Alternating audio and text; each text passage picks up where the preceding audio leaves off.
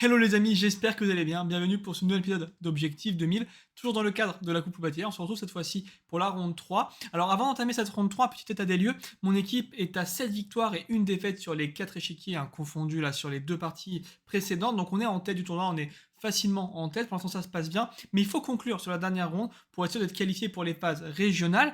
Et à cette occasion, j'ai les pièces blanches, je double les blancs et j'affronte ce joueur, là, Valentin, qui est à 1199 Elo, donc qui est estimé, c'est sa quatrième partie longue, je crois. Mais malgré tout, je me méfie et j'aborde cette partie avec, voilà, encore une fois, beaucoup d'humilité. L'idée, c'est vraiment d'aller faire le 3 sur 3, c'est l'objectif. Je joue contre des joueurs qui sont normalement plus faibles et donc je dois aller confirmer, continuer à prendre de l'expérience, essayer mon nouveau répertoire. Et c'est bien ce que je compte faire pendant cette partie. Je m'excuse par ailleurs pour le délai qu'il y a eu entre la ronde 2 et la dernière ronde. Vous allez le voir, la partie a laissé place à un Zeitnote de folie. Et donc, dans cette cadence qui est 50 minutes plus 10 secondes, on n'est plus obligé de noter les coups quand on est à moins de 5 minutes. Et je vais me retrouver très très mal au temps. Et donc, j'avais pas tous les coups de noter. Et heureusement, j'ai réussi à trouver l'autre feuille de partie, celle de mon adversaire. Et donc, j'ai pu remonter la partie un peu plus loin pour que vous ayez une vidéo quand même de qualité. Et vous allez voir, la partie vaut le détour.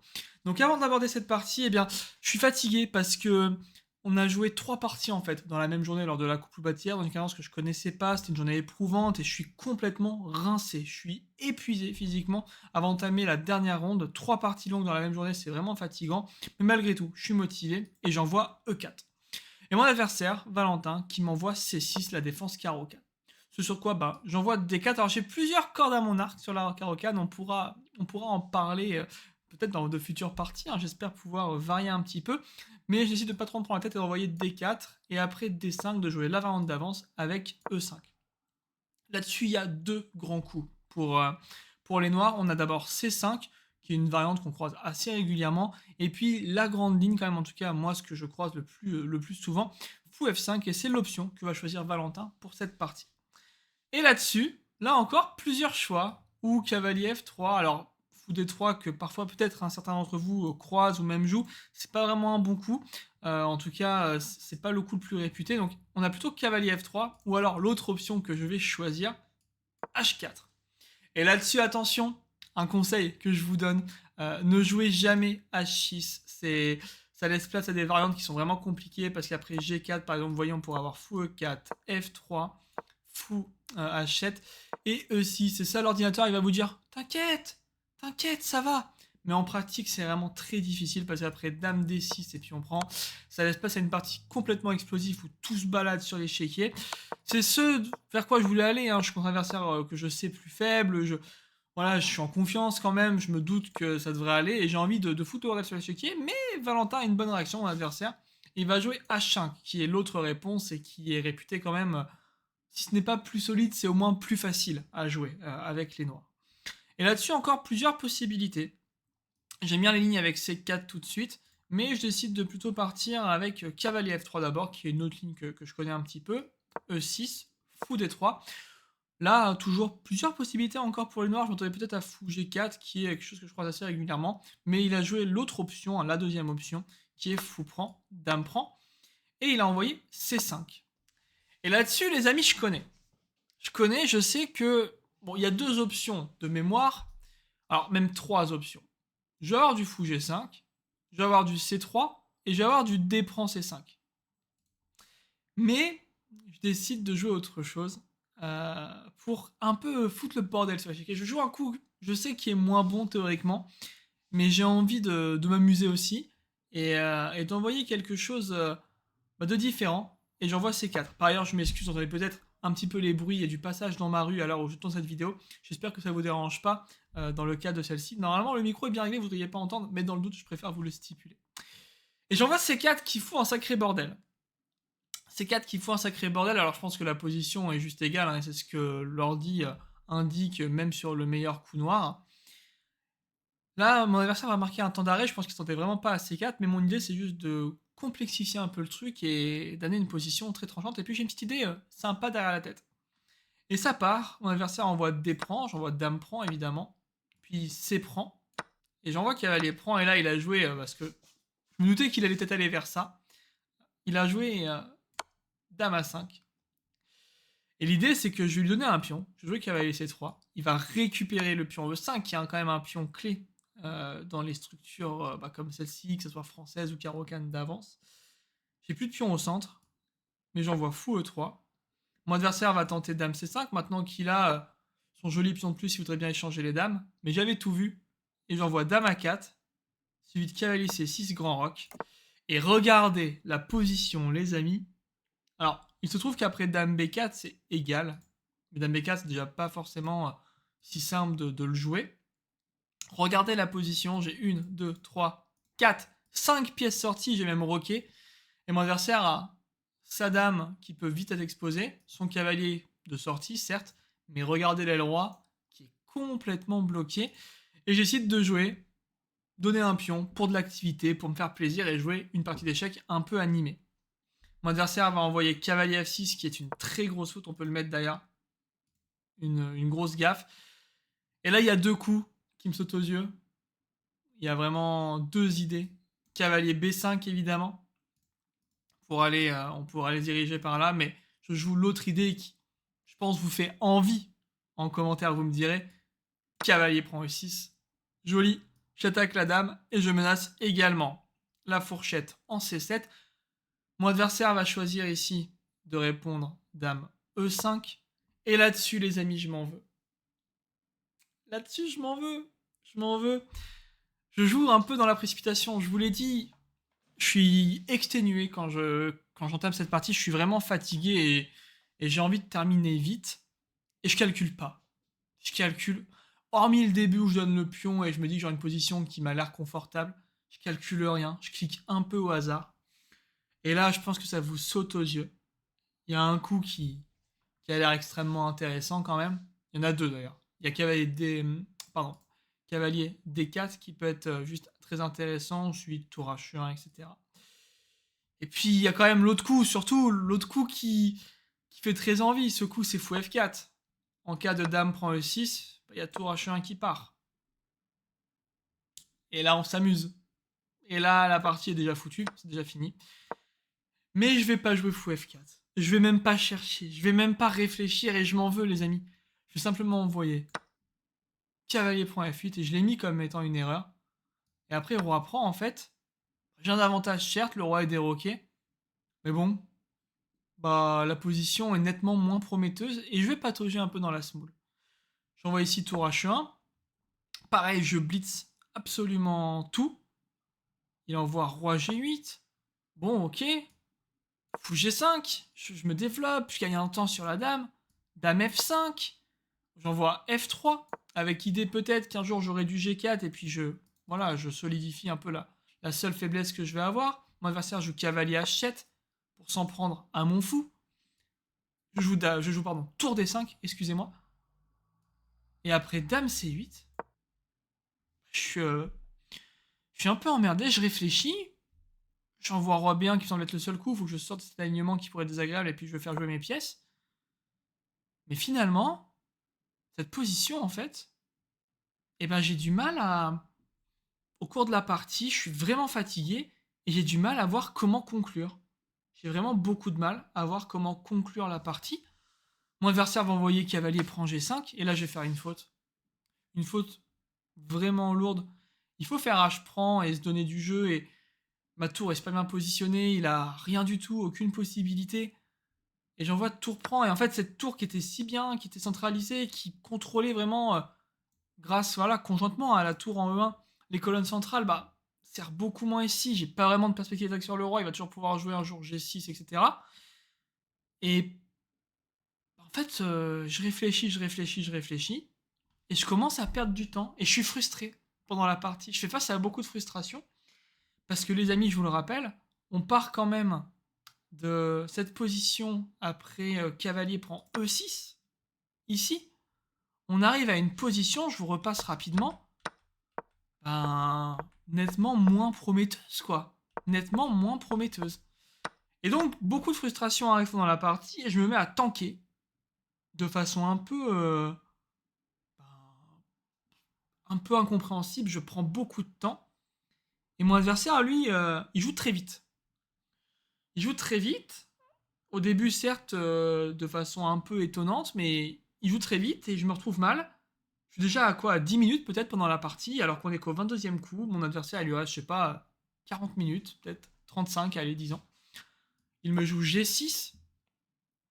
Bon, G6, il y a quand même là, à froid, je le vois, Dame B3, Dame C4 qui ont l'air super intéressants. Mais je joue l'autre option, Dame F4, et en fait, sur Dame F4, bon, ben, Roi G7. Et encore une fois, comment je fais? Je joue mon Vatou, les amis, j'envoie G4, avec peu de temps à la pendule. Ah, je prends, et là, c'est pareil, je vous l'ai dit, je suis pas fier de cette partie, je vous la montre, mais j'en suis pas fier. Ici, quand même, H5, non? H5, ça a l'air violent. H5, bon, sur tour prend, évidemment, on va envoyer tour prend H5, pion, excusez-moi, pion prend. Et après Dame G5, on sent que ça va être la violence, hein, on sent qu'on va lui mater la tronche, globalement, ou en tout cas gagner beaucoup de matériel. Mais j'envisage même pas H5 dans la partie. Je fais pion prend, mon adversaire répond tour prend H4, ok. Et là encore, cavalier D5, ça semble quand même être une idée très correcte pour créer du jeu, revaloriser ce cavalier. Mais j'essaie de faire l'autre méthode sur laquelle, en plus, j'avais vu une réponse. J'envoie tour F1 à mon adversaire, il me clique Dame E6, et la position est maintenant complètement égale. Il n'a aucun problème dans cette position. J'ai 5 minutes à la pendule, environ, hein, un peu plus, parce que j'avais continué à noter la partie et que c'était en moins 5 minutes. Mais j'ai entre 10 et 5 minutes à la pendule.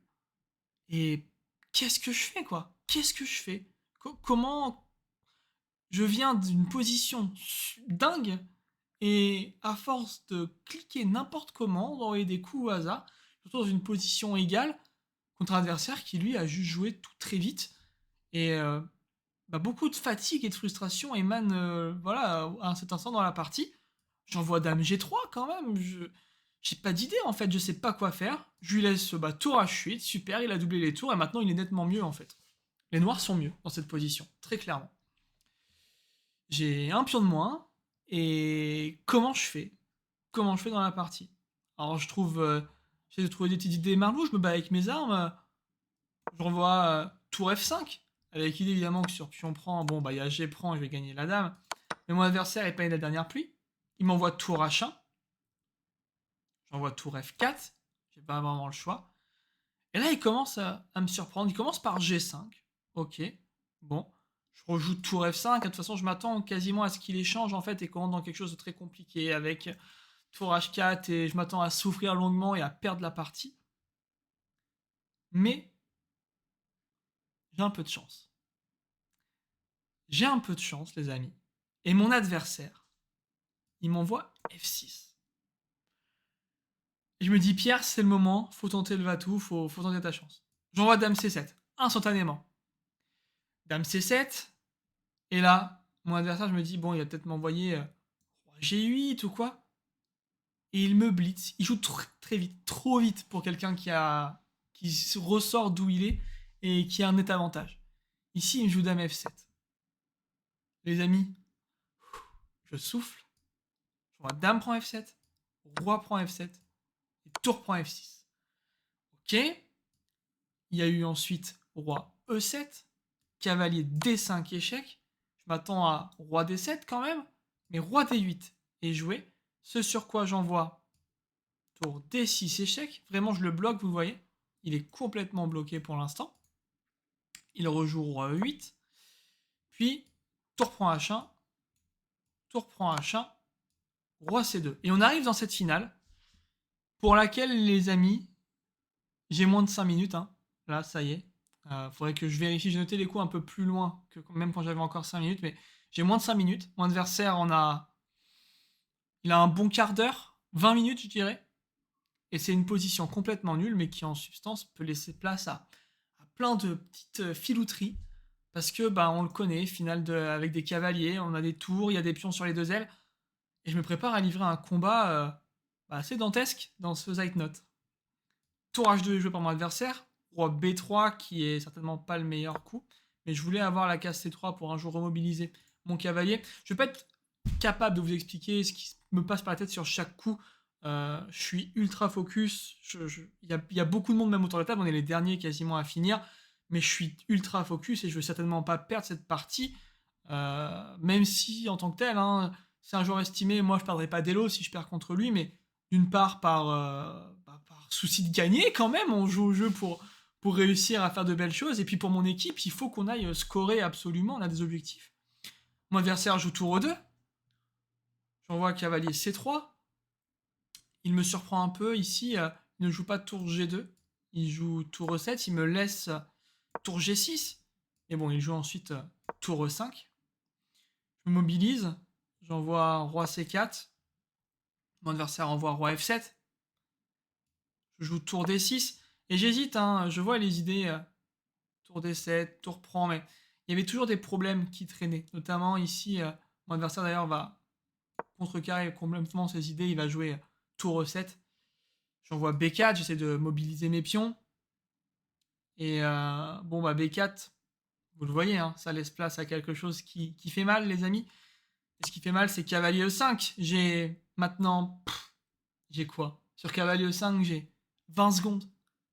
20 ou 30 secondes contre 10 minutes, les amis. Après cavalier E5, il y a eu roi D5, qui est une faute d'ailleurs, selon l'ordinateur. Cavalier prend G4. J'ai maintenant 20 secondes contre 10 minutes. J'ai pas de photo, mais j'ai aucun intérêt à vous mentir là-dessus. J'ai 20 secondes contre 10 minutes avec un pion de moins et seulement 10 secondes de rajout par coup. Cette note de ouf, j'ai jamais vécu ça de ma vie. Et j'essaye. Je joue mon va-tout, je tente des petits trucs. Alors, je joue cavalier E4 qui est une grosse faute, évidemment. Il a cavalier E3 et ça a l'air très compliqué. Heureusement pour moi. Tour E5 est joué. Roi D4. Tour B5 qui s'en prend à mon pion. Je le protège. A3. Mon adversaire va jouer roi G7. Que je comprends pas trop. Et là-dessus, les amis, je joue un thème. Je vois un dernier thème. Un dernier truc pour peut-être m'en sortir.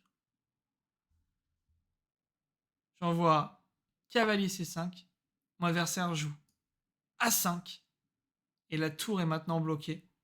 Et j'envoie roi C4. Je récupère la tour. Je suis pas sûr de l'ordre de la séquence. Pour être franc avec vous, j'ai cette position-là en tête. Je sais qu'on est arrivé à ça dans la partie.